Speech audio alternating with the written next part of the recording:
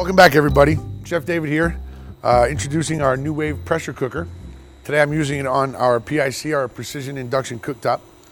We've done a couple dishes today, we're having some fun. So we're gonna continue on. We're gonna do a Texas style chili. Very simple, it's gonna cook really fast in here. So what I have here is an eye round of beef. I've already started slicing it. So basically I wanna cut nice thick cubes. We don't wanna use ground beef in this chili. We wanna give it almost like a steak-like texture. So very simple, take our eye round. I'm gonna make some long strips, almost the size of my finger, and turn those strips, cut each strip into a square or a cube, okay? Pretty simple work, all right?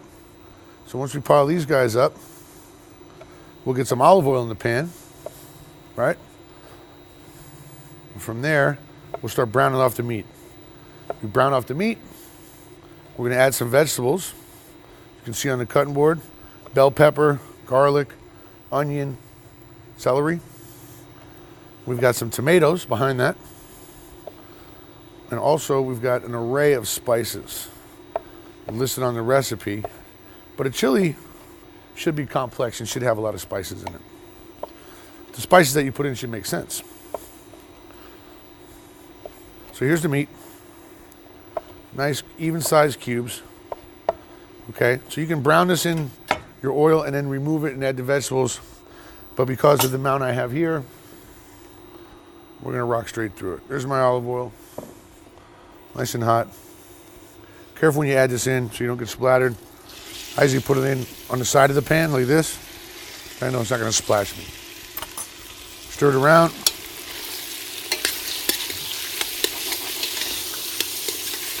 It's very hot, it's already browning. 1810 stainless steel, so it's conducting really well with the induction cooker. All right, get my black pepper in there now. Now, there's two thoughts on chili.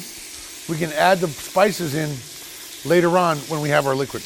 It's one school. It's another school of thought from chefs I know, especially down south, where they put the spices in now with the meat.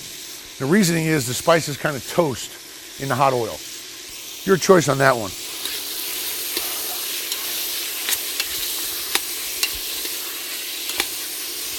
There's the meat. So we've got celery, we've got bell pepper, we've got garlic, we've got onion, all small dice, okay?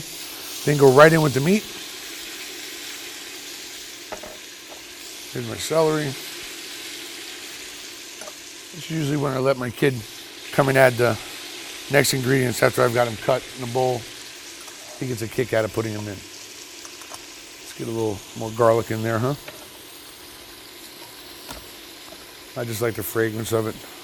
Mixed with the meat and all these spices. We got dark chili powder, paprika, a little cayenne there.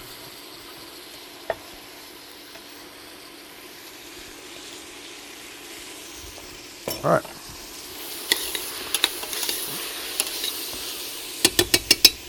Also, once you have your spices all measured out, if you wanted to combine them into one container, not a crime. Tomato paste is going to go in now. It's going to help thicken this a little bit, add a little richness. That looks pretty good already, huh? Got bright colors in there. The meat, nice and chunky, steak style chili. Okay, now let's go to our tomatoes. We'll get some liquid in here.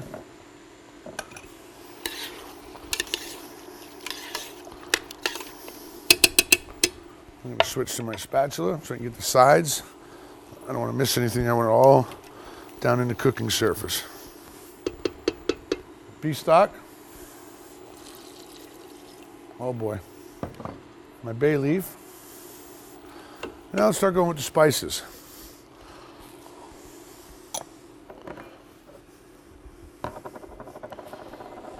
That looks like a lot of chili powder, but it's mild chili powder. It's not going to hurt you, I promise. It's very smoky, very rich. It's going to give it really dense flavor. So here's our Texas style chili. Now, this cooks very quickly. If you're using fresh cannellini beans, or the dried, that's what I mean by fresh. Soak them overnight, you can add them at this stage. I'm actually using canned cannellinis right here. I can add them now, or actually I can fold them in when this is done, and they'll warm up through the sauce, and we'll serve them just like that. Remember, this is gonna cook quick, and if you look, the amount of liquid in here is already starting to thicken. There's not a lot of liquid in here, because remember, a pressure cooker, it doesn't reduce what you're cooking because the liquid stays in there, the steam, right? It condensates and stays inside. My son told me from his science class, he explained it to me. So we have to watch the amount of liquid that we put in there.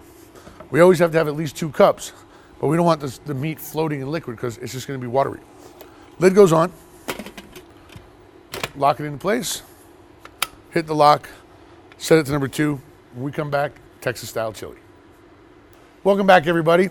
Let's finish up our Texas chili in our New Wave Precision induction cooktop pressure cooker. Gonna turn this off. Okay. Now we're gonna release the steam. Gonna make sure it's safe to open. As soon as it is, we're gonna plate it up. Texas style chili. Lots of spices, smoky chilies, garlic, fresh herbs, big chunks of steak. Condensation right back in there. So this is what I was saying before about the amount of liquid. We don't get the reduction of the juice of the sauce with the pressure cooker. It stays inside.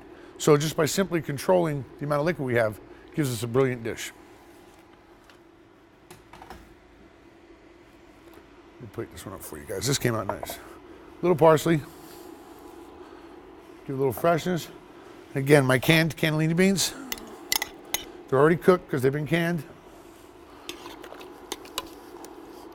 That is a fine looking chili.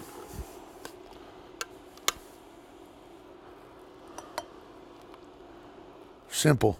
Tomatoes, garlic, big chunks of eye round, some beans.